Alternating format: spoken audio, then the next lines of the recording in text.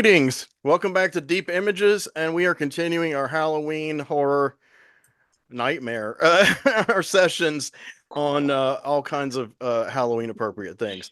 So Uh, we previously covered zombies in some depth, and now we're launching a new series on demons, devils, and black magic. Black magic basically being something with real black magic, not like a Scooby-Doo ending, not just people talking about the occult, but actually like doing, something. And demons, well, demons are many things.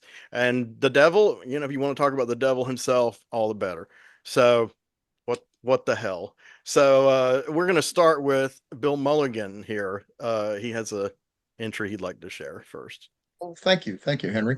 Um, yeah, I mean, demons really are the monster of the moment, and they've become my favorite monster. Um, because they don't the rules are whatever you make them to be.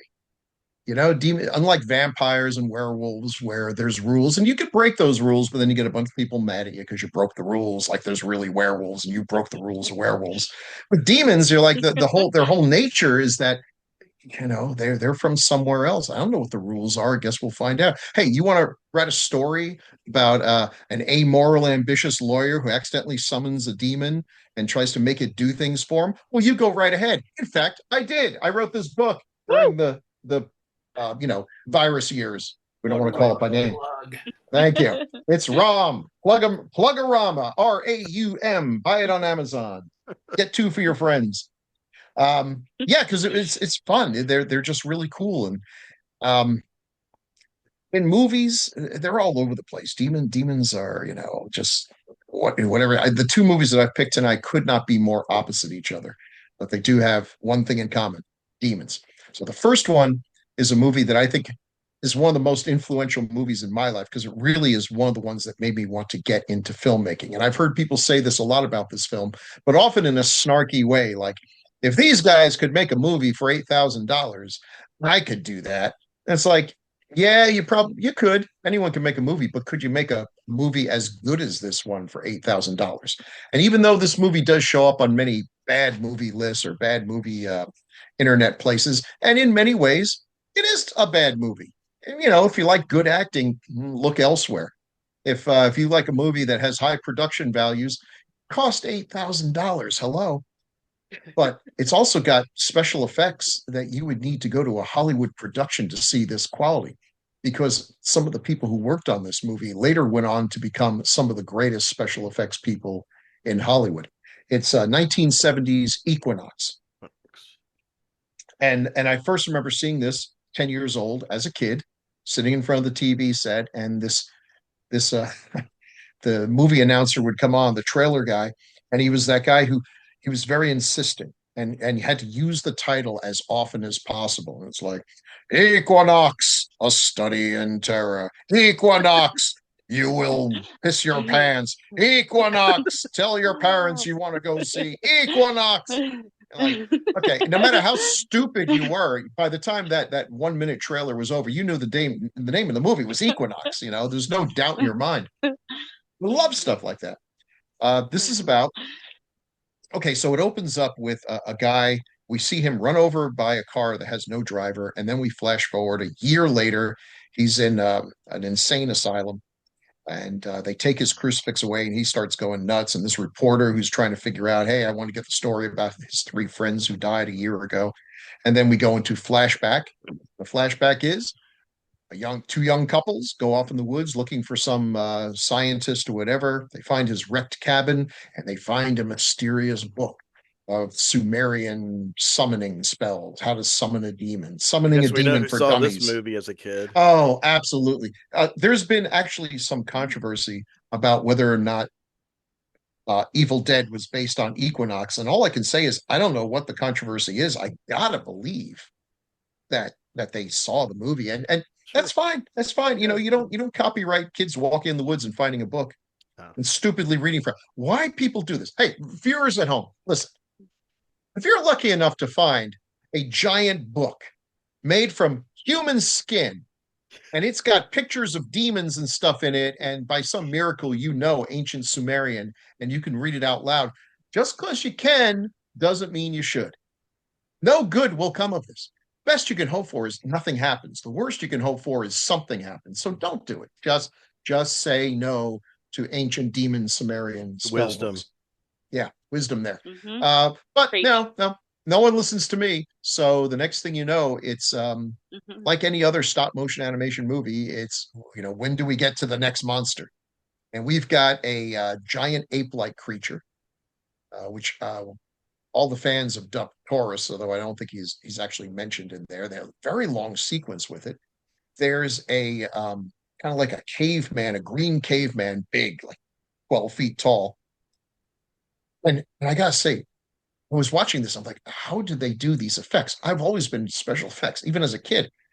And I was looking at this, and it's like, this looks like forced perspective, but the foreground totally matches the background. There's no way that you could just like put dirt on a picnic table and make it look and have the guy stand on it, make it look like, through with a wide angle lens, which is exactly what they did.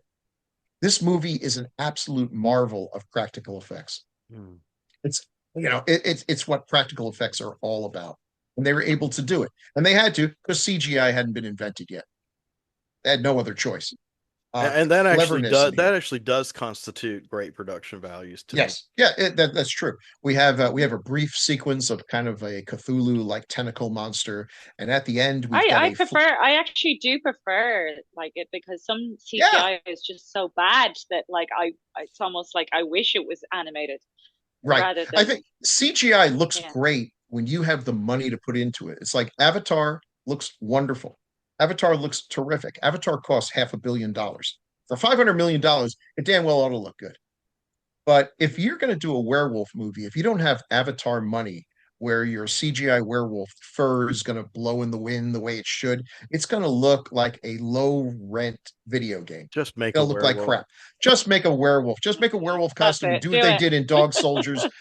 Use some Hmm. lighting Dog and soldiers. editing and some angles where you don't see the zipper and everything. Do a little movie magic, and you can work Yeah. around the fact that your It's werewolf called probably looks cinematography, I horrible. think they call it. Yeah. Most werewolves look bad in the light of day, Hmm. but hey, here's a tip: werewolves should not be seen in the light of day, right? Indeed. I mean, Yes. yeah, Yes. because they only come out at moonlight. By the way, I just want to point out, moonlight is sunlight.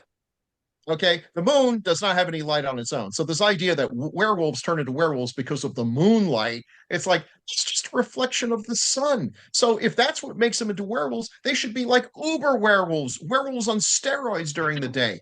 It's like they're just making It's this true. stuff up. Ah. It really Oh, is. It just wow. feels, Go yeah, figure. go figure. Back to Equinox. In the end, they meet this ranger. His name is Asmodeus, and they just accept that, like, oh, okay, Makes sense. yeah, yeah. And here's my partner, Bill Z. Bub. Okay, yeah, whatever. Boom, we're here all week. Asmodeus, who not only does he have the name of a demon, but he is sketchy from the word go. He's just like a sketch master. And these kids are like, oh, we're lost. We got this book, and he's trying to get the book from him. And at some point, he kills one of the guys and assumes his identity. He likes to look at the camera and twist his mouth and like gives the camera a French kiss. Very disturbing. In the end, he That turns is into disturbing. he turns into a flying devil monster, and they actually do, which is no easy thing to do, animating winged creatures. But man, they do some good stuff. They even they do a little bit of blurring, which is a neat trick to do. To the problem, it's not a problem for me, but for a lot of people, stop motion animation has no blur in between frames. That's what gives them that kind of weird look. I've always liked that look, but they sometimes you can introduce it's as crazy as right when you press the camera to get that one frame, you bang it a little. You just or kick the table just enough to get a little bit of blur in there. Oh wow. It's subtle, but it does give an effect. And I'll tell you how crazy I am. I filmed when it came on TV. I filmed the TV with my Super 8 camera Wow. and then played it back frame by frame to see what I could catch. That's how obsessive I was about this Wow. because I dreamed of being a stop motion animator, but I discovered early on that Ray Harryhausen is a genius. Just like, great, someone you may listen to a good jazz record and you're like, I want to play the trumpet. And then you find out, oh, sorry, Miles Davis is a genius. You don't just Right. pick up the trumpet and learn how to play. You're always going to suck. Right. So yeah, anyway, so dream deferred, and just as well because nobody's hiring stop motion animators anymore. Anyway, these kids they get the book. They're being chased by monsters, one monster after another, and I don't want to give away. Well, I'll give away the ending. Actually, they give away the ending in the first 5 minutes of the movie. Everyone's killed except for the one guy we saw at the beginning, and then this cloaked creature takes up the entire sky, and it's like, in 1 year and Wow. 1 day you will die. And then he runs into the road and gets hit by the car that we saw in the beginning. Flashback, doodle doodle doodle. Go back to the flash forward to the beginning of the movie, 1 year and 1 day later, and he's screaming, "I need my crucifix!" And they're just putting him in a rubber room, Oh, in there all by yeah, I remember himself. that And part. as the reporter walks away, here's the dead girlfriend who died a year and a day ago, and she's walking toward there, and but looking kind of creepy, as dead people often do. So I don't Mhm. think it's going to end well for this If guy. they're And then undead. Mhm. yeah, and this is me watching this at 3 in the morning once again, 3 in the morning on our big old black and white TV. And now it's time to go to bed after watching that incredible bummer of a 1970s ending. Sounds pretty Yeah, good luck with demonic. that. It was. It's So, good so stuff. can you tell me what your ideas are on what the creature is? Like, where does it come from? What makes it a demon? I mean, we've already established that's a very fluid definition, but in your Sure. opinion, in the context of this story, We are there's little flashbacks in here where they're talking about the book. The book is clearly able to summon the demon realm. okay, And there were acolytes who sacrificed their lives for this and everything. So this will also come in with the second movie I'm going to talk about. Uh, that our world is just one of many. mm, We live by the rules of Newton, and there are other worlds that operate by rules that we probably can't understand. They're multiple dimensions. Demon, transforming from one flesh thing to another is nothing to these creatures. It's they again operate by different rules. They seem evil by our standards, and certainly in this movie, none of them are up to any good. Perhaps they see things differently. right. That's sort of an interesting thing. I mean, I'm sure to the Aztecs, the Spanish showing up on their giant beasts of burden. They say when they first showed up, they thought they were centaurs. They must have seemed demonic, and as it turned out, yeah, not too far off the mark for the civilization anyway. Yeah, Yeah, they and what their motives are, I don't know why they want the book back. Maybe they don't like humans summoning them. I guess that would be kind of irritating, leave me alone. Yeah. but we're not really told what the motivations are. It's just that they're monsters. They don't Right. belong here. They are here, and that may well be our fault that we summoned them, and now we have to pay the price for it. It's just I like that it's not spoon fed to Does us. the demon Just resurrect the girlfriend? yeah, I wouldn't be surprised if the demon Is was the that girlfriend. It may well be that every oh monster we see in this movie is the same demon, possessed? Asmodeus. Yeah, Asmodeus may well be. He's a creepy park ranger when he wants to be, or a giant ape creature when that'll suit his purpose. And they kill the ape creature, but is he really dead? I don't know. What is Maybe he death? What lives is on death in to a someone demon? else. Yeah, Yeah, Mhm. they can yeah, jump maybe bodies. You right. mentioned this before we recorded, so for the audience's edification, can you talk about the special effects people who worked on this? Oh, yes. The name that pops out with this movie is Dennis Muren because he actually did the original. It was a short that he did with a bunch of his friends who later went on to become also famous folks. Dennis Muren, I think, has been nominated 13 times for an Academy Award and has walked home with nine. I don't know if that's the Wow. record, but it's got to be close. What I what are mean, some who things he won for? Yeah. let me let me just search I in know a my couple of memory, movies he by which worked I on mean, that didn't win awards, but yeah. Um Flesh Not Gordon. this one. He let's oh yeah, Full Flesh Gordon, yeah. He worked on Jurassic Hulk. Park, Yeah. Terminator 2, Hmm. The Abyss, Inner Space, Hmm. um, let's see, Close Encounters was it? Indiana Jones and the Temple of Doom, Hmm. Return of the Jedi, E.T. I mean, come on. I think He Hulk didn't was win one of for his most recent ones. I know he direct that was his first big digital project, um let's which see. I He's thought that still was cool they doing got him. I mean his last the last award thing I see is Star Wars The Force Awakens. Oh, okay. No, but is he Equinox was alive? his first. Oh yes, yes. Okay. Sure. Good guy, and has really brought a lot of people into the business. Super well regarded, um, And you said and Jim. has. Go ahead. Oh yeah, so some of the other folks, Jim Danforth, who's probably the second greatest stop motion animator who ever lived. Ray Harryhausen, number one. I mean, come on, I think even Jim would admit that. And Jim Danforth is someone who should be better known. But here's where I think someone who deserves credit doesn't get enough. Charles Shear was the producer who produced Harryhausen's stuff. That was their partnership because Harryhausen was an artist, but he's not necessarily a producer. And I think the tragedy for Jim Danforth is he never found that guy, that one who could be the money man, put all the projects together and make it happen. There's so many projects he was attached to that never reach fruition, which I think for every film that gets made, there's 9 or 10 that don't get made. They get close, but it doesn't happen. And so many of those, we lost so many good things that Danforth would have worked on, but he's marvelous. And then Dave Allen, who was another, definitely in the top 5 greatest stop motion animators ever. He died relatively young while working on a project that has just been released this year called The Primeavals. Oh, It that's was it. it, Oh, yeah, he was working on that for like over a decade wow. and died before it was finished. And then everyone got together and managed to finish this and released it. I haven't seen it yet. How many of them? I think I got to go in there with clear eyes because it's a movie that was intended to be released in the 1970s or 1980s. They made movies different back then. Right. So I'm not expecting it to be a masterpiece, but I think it's great that they were able to finish that passion project. But these are guys who went on to great stuff, and this movie really has marvelous special effects. Very creative, really creative.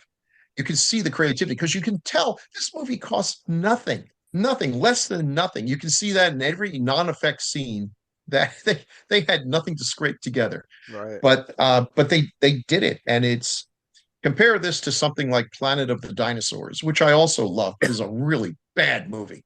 Great special effects, but bad. This one, even when you're not seeing the special effects, they are making an effort to be cinematic, to use editing techniques. They know the 180 rule. They, don't shoot everything for television where, there's some close-ups, the language of film. Yeah. But this is where I want to say that good artists deserve to be funded. Just want to say that, put that out there. Good artists deserve to be funded. Just put that out there. No, Danforth. Oh, go ahead. No, go ahead. Go ahead. I was just going to.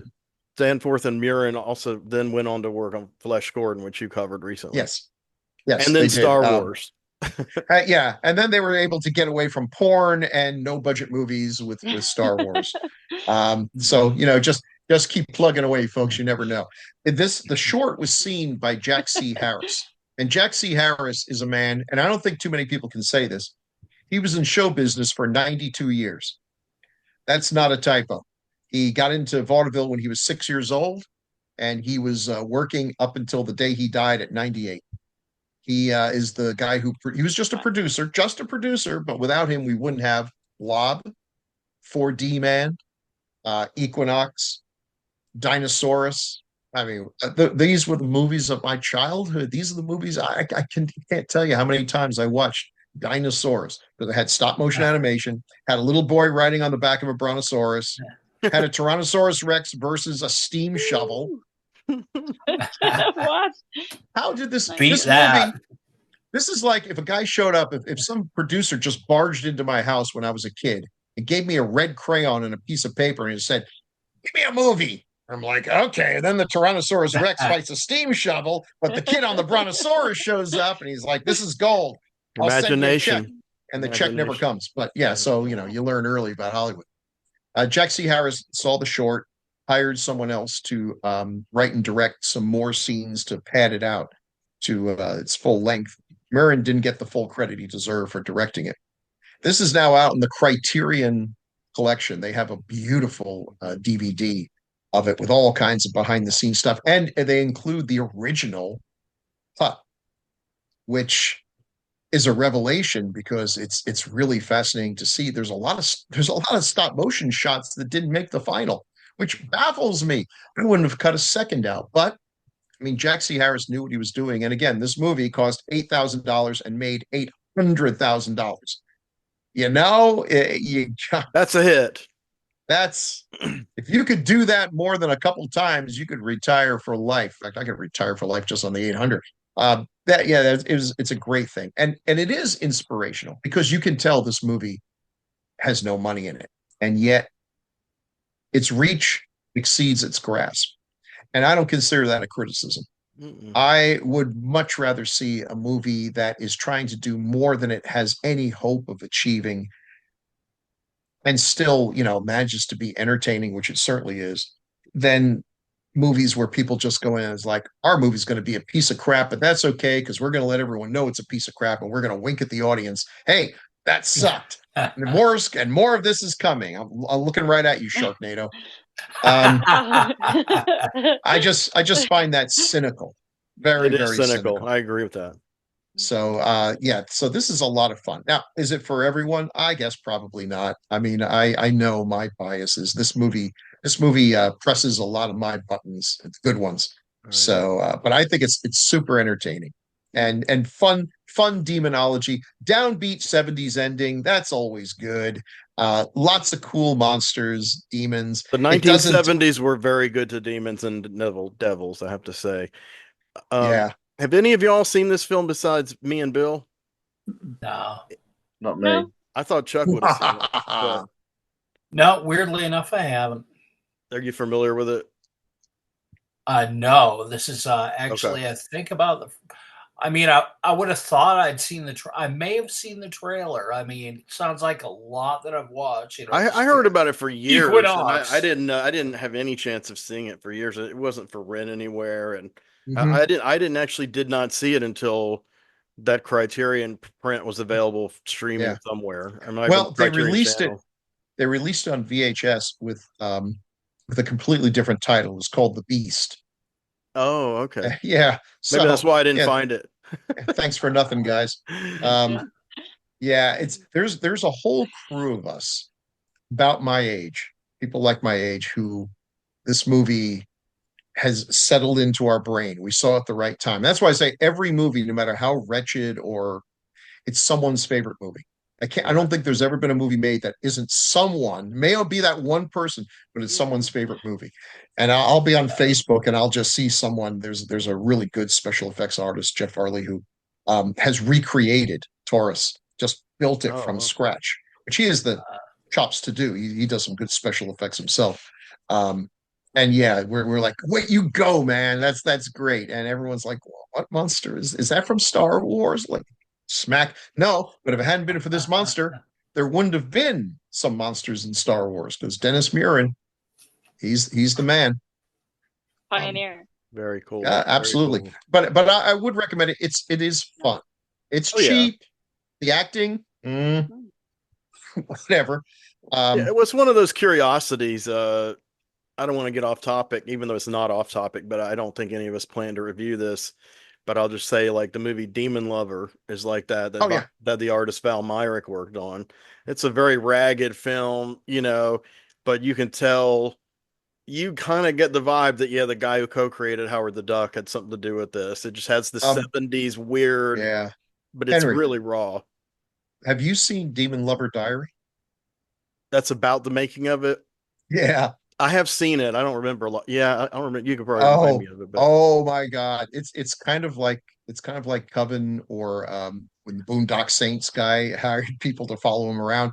The making of that movie is way scarier and entertaining than the movie. I think it ends with the documentary filmmakers driving away as the filmmakers are shooting at them. Oh my God. Yeah, Demon Lover Diary. I'm surprised I saw that. Maybe I haven't seen it. Yeah. Okay. I'm gonna write it in the diary. That phrase has been used for a bunch of movies, including pornos, but the only Demon Lover that I know of that first used it as a legit title was the late 70s one that we're talking about. So I'll try to find that diaries. Maybe I haven't seen it. I know I have it on my long list to see. But I feel like Gunnar Hansen might have been in Demon Lover as well. Yeah, Gunnar Hansen was in it. You're correct. Oh, okay.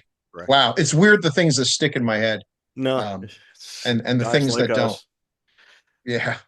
All right. So any final thoughts on EQUINOX?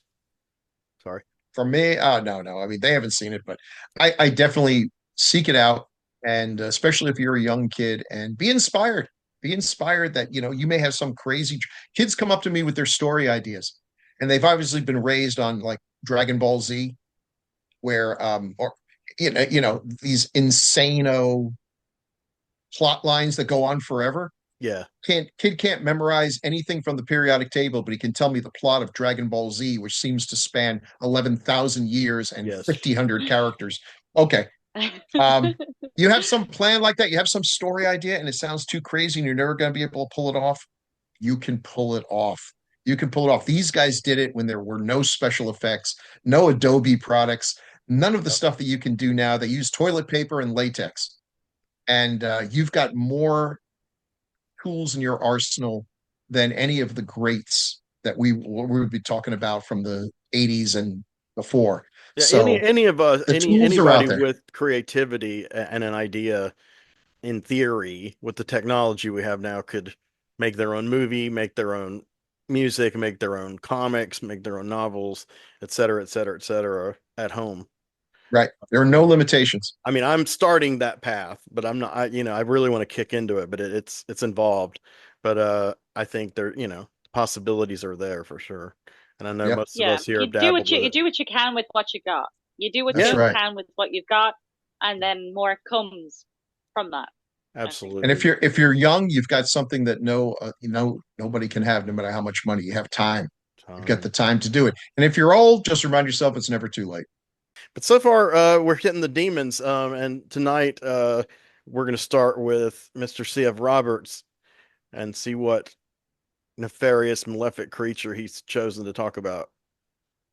And what mellifluous, nefarious creature indeed.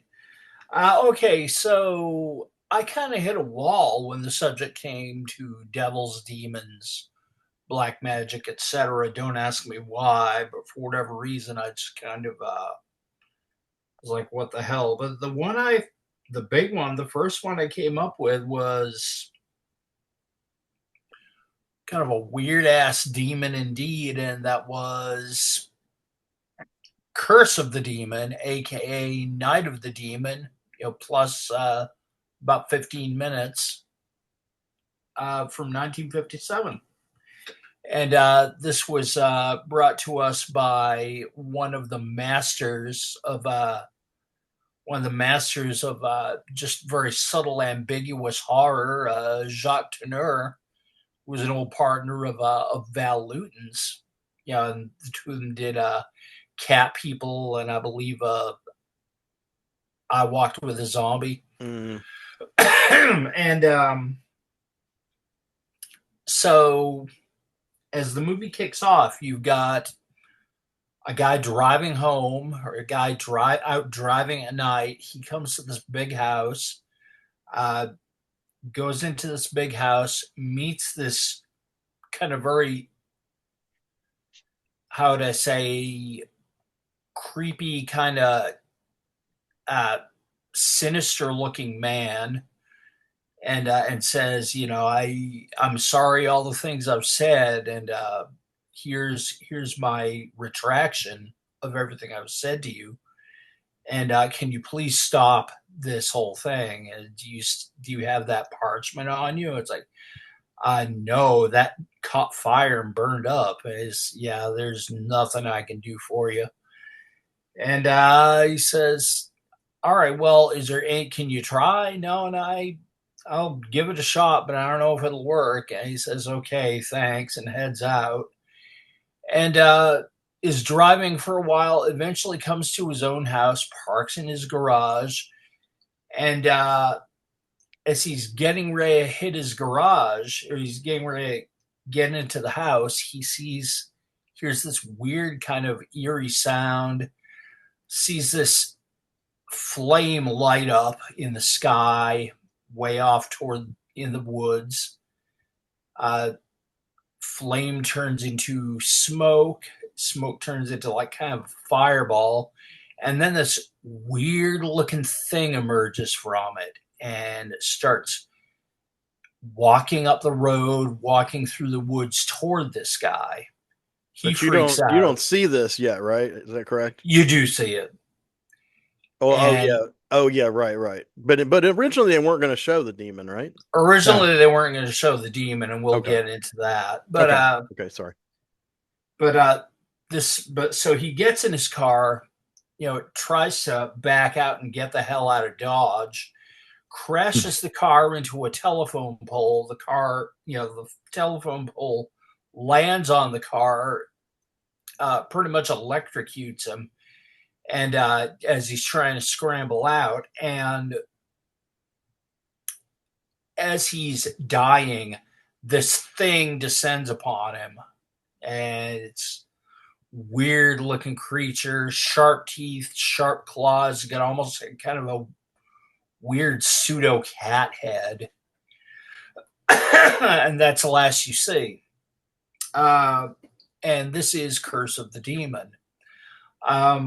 So what it entails, this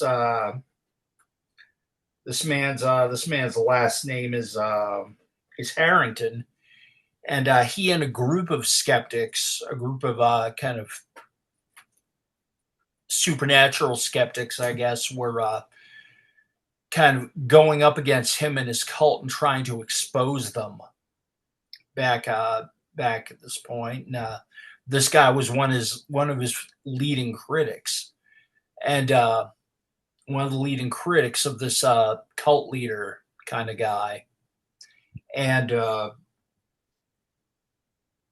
next thing you see is one of his colleagues coming in from the U.S., and he's played by Dana Andrews. All right. And this best guy's years name, of our lives. Best years of our lives ever made. This guy, his name is John Holden, and he's kind of a cranky, skeptical kind of guy. And he comes in, and he's pretty much bent on uncovering what this cat was all about. He meets this woman, Joanna, played by is it Joanna? Looking at my notes here, yeah, Joanna Harrington, who is Harrington's daughter, and the two of them eventually strike up a relationship. The guy that they're investigating, the sinister-looking fellow you see in the big house at the beginning, is a guy named Dr. Julian Carswell, played by Niall McGuinness, and fantastic role. Is almost kind of like this, almost like adversarial kind of character who seems to be kind of playing chess against these guys. He's also inspired by a real life infamous person, just like the character in the Black Cat. He's apparently based on Crowley, which I don't know. I personally kind of take issue with that. I don't think he's particularly accurate, but no, he's not as intelligent as Crowley was. But anyway. No, but it would kind of follow a lot of the odd misconceptions that are built around Crowley at that time, which good point. Half of which he contributes to himself. But right. But so he eventually kind of hits this guy with this whole thing, and he says, okay. He gives him this. He rips out the papers to his journal, and somehow sneaks this piece of parchment onto him. And piece of parchment's covered with these runes, and says basically, you've got 2 more days to live, and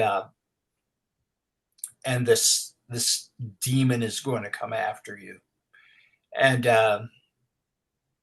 Of course, this guy does not believe in demons. He doesn't believe in any of this stuff. And so he pretty much just dams the torpedoes, doubles down, and does what he can to expose this.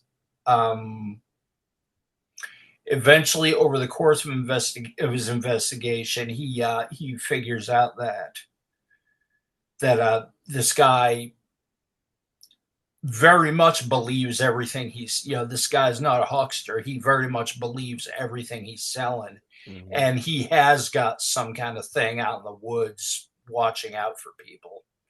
And this thing pursues him through the woods, and he starts thinking, all right, well, maybe there really is something to this. Unfortunately, he's well rubbed. Unfortunately for Carswell, he is actually well versed enough in this to where he can kind of suss out the mechanics of the curse and reverse it. And on a train, he meets him on a train at the end. The guy is at this point, put his girlfriend under the other doctor's daughter under hypnosis, and is absconding with her. But he catches him on this train, and then through this weird kind of bait and switch game, he manages to put the parchment back on with the runes back on this guy. And the guy, unfortunately, only in the very end discovers, oh no, he gave me the runes back. And so he's got like 5 minutes or whatever, and the demon is now after him. And so at the next stop of the train, he's booking off the train and trying to run away and get away from this demon. The piece of parchment blows out of Carswell's hand and goes rolling up the tracks and eventually burns up. And he's like, oh no. And you see the demon coming out across the train tracks and descending upon him. And you see this shot where the demon has picked him up over a moving train, is ripping him to pieces. Yeah. And oh, wow. And they find the guy, and he's dead by the tracks. And it's kind of like, oh my God, the train must have run him over. And yeah, well, maybe not. Yeah. But anyway, a fun movie. Oh yeah. The big source of controversy throughout the movie is that Turner, being the big ambiguity pimp that he is, did not want there to be this demon. He wanted the whole thing to just be left up to the imagination. Well, maybe there was a demon. Can I ask you a question? Isn't in the story Casting the Runes by M.R. James, isn't the demon real in the story? Possibly. I haven't read the story. Okay, I haven't either. I get the impression that it was definitely real in the story. So you're saying Turner wanted to leave it ambiguous? Yeah, he wanted to leave it up to the audience to kind of guess, kind of like the way Cat People was. Cat People was very ambiguous. You never saw this woman actually turning into a cat or anything like that. Right. And I think he wanted to do something more or less like that, but they put this big hokey demon in it. And, he and the producer kind of had this back and forth, but the producer won. I don't know. And I kind of feel bad because Turner's vision of it was not realized, but at the same time, I love that big hokey demon. I love the demon. Yeah, I'm with you. I was just going to say, I'm probably going to look like a jerk here saying I'm with the suits on this one. That demon is the bomb. It's right on the poster, so you damn well better show it. It's not like he's in every frame either. No, it's very subtly, very, very subtly used in a couple of scenes, but it's just like that demon doesn't look like anyone else, and it's so freaky the way it moves through the woods and down the train track. And it kind of gives you a sense of scale of what you're dealing with when you invoke these forces. Right. Because it's almost like invoking Godzilla, because you get the idea for the demon to pop up and do that to the train. It had to just be this enormous force, that just boom and then just split, and I liked that. Yeah. I can't wait to watch it now. Thank you. It's great. It's the best. Classic. Jacques Turner did one of my favorite noirs, Out of the Past, too. Favorite what? Film noirs. He did film noir. Sorry, he did Out of the Past with Robert Mitchum. Oh, okay, yeah. He was a great director. This is one of his latter films, so yeah, it's kind of cool. Well, has anybody else seen this or have thoughts on it? It's one of my favorite movies. One of my absolutely favorite movies. Not just favorite demon movies, but probably my favorite movie from 1957. It's absolutely terrific. First time I saw it, it's so smart. All the characters are intelligent. Yeah. The bad guy is smart. The good guy, everything about the little game they're playing, passing it back and forth, and um, it's really, really well done. And I love the villain. I mean, I'm glad he gets his comeuppance and everything, but he's good. He's enjoying himself. Of course, the lesson of all demon movies is basically don't mess with demons. They don't Yeah. like us. You might be able to summon them. You might be able to get them to do what you want them to do for a while, but they're always just waiting for that opportunity, that one time you step outside the safety of your spell circle, or wish for the wrong thing, or just look at them cross-eyed, and then you're going to die in horrible, horrible ways, and possibly for eternity. So just don't do it. Yeah. Yeah. If you're not like, if you're a demon, if you're summoning a demon and you're not a demon yourself and you don't know what demons are capable of, well then why would you summon it? Yeah. Yeah. You're trying to impress. You're trying to get what you want, and you feel like that. Like people make a deal with the devil. You think you can persuade this creature through your magic to bind it enough, and it has enough power to give you any kind of wish. And it's just it's too powerful for the vast majority of characters. And you think you're going to outsmart the devil, who's been doing deals like this forever and knows every possible loophole? There's no way. I mean, if these characters are going to do this, they need to summon like John Silence, Stephen Strange, people who can do it and survive. They don't need to be doing it themselves, One thing that I've kind of come to observe is that people who want to do things quickly and with the least amount of effort seem to summon the devil. Yeah. And it takes a lot more patience. The temptation angle. Yeah, it takes a lot more patience to do things the right way. It's easier to do it the other way, but the cost is higher. Well said. Yes. I think we're going to wrap up this episode on that dark note and come back. Well, before you do,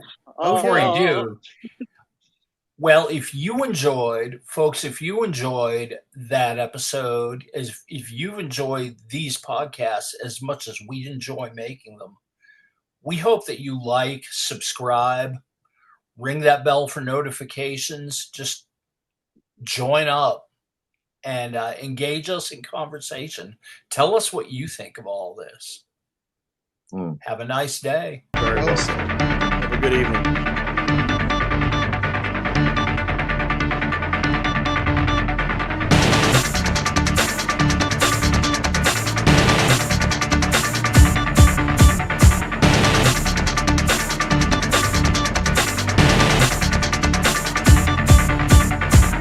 Desires, breathing in fire, running a blaze, fueling my last days. No reason